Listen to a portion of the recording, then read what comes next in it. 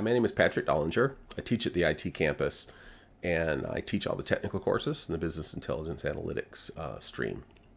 Here you can see one of my pages that I've created for the course we just completed, and the reason I'm just pointing this one out is the area I've probably seen my biggest takeaway from in this course is around presentation,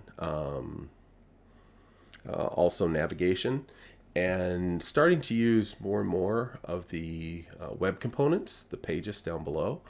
Up until now, I've spent a lot of time putting most of my work here in the description for each section.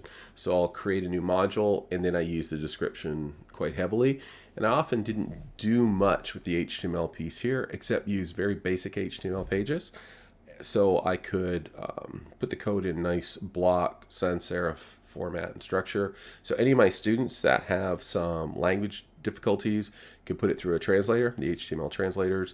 And also for two students I've had visual impairment, it allowed them to also put it through a screen reader and just basically enhance the screen size.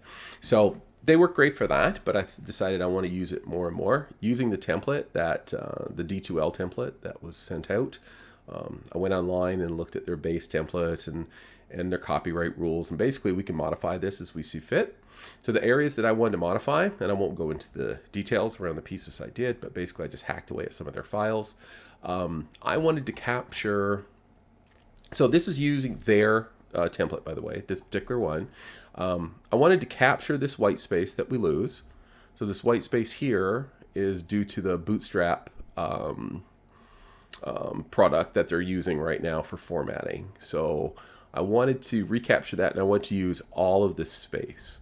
The reason why is because notice if you're on a smaller device like an iPad or a phone, see, everything is responsive, and here is kind of the look I wanted even on a big screen. So let's take advantage of the big screen.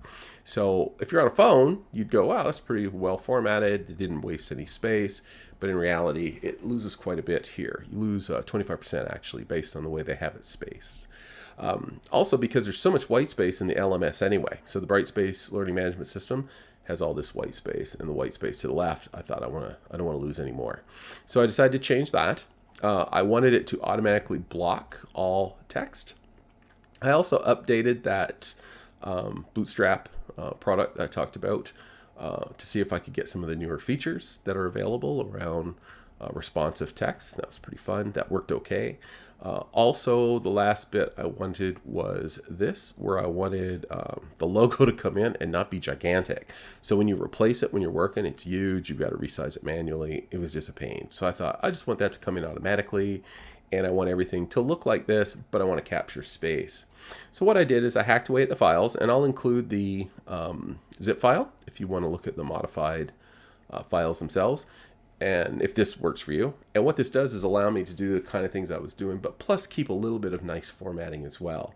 So instead of just using HTML, when I have screen reader type requirements, now I'm going to start using it more and more for each one of my steps through my modules, especially around coding, because I've been able to recapture that white space so I could put a whole code block inside, also for videos and pictures. What's also nice is I don't have to replace that your logo each time and play with the shrinking. It was a pain to resize that. I never seem to get it the same size each time. Now it's automatically set. It's just half the size of the way it usually comes in. So I really like this. The only things I had problems with was getting the block to work automatically. The template has this auto fully justified, so I call it block justification. And that's important for people with some reading issues. And I can't make it work automatically. I still have to do it manually. It's not a big deal. It's pretty easy to do, but it would be nice if I could get that to work. So that's something else I'll play with. I'm even trying to build some from scratch, see if it makes a difference. So the last thing I'll leave with us, I'll log out here as a student just to show you if you wanted to test these or play with them. You feel free. Whenever you're creating a new page, or create a file, I guess. Under the document template, these are all the ones I used before. And during my class, I used the same ones that were supplied. I thought that was kind of neat. It got me interested in them for sure. And this is the modified one, mod. Notice I have a few stabs at it because I was kind of interested right from the beginning.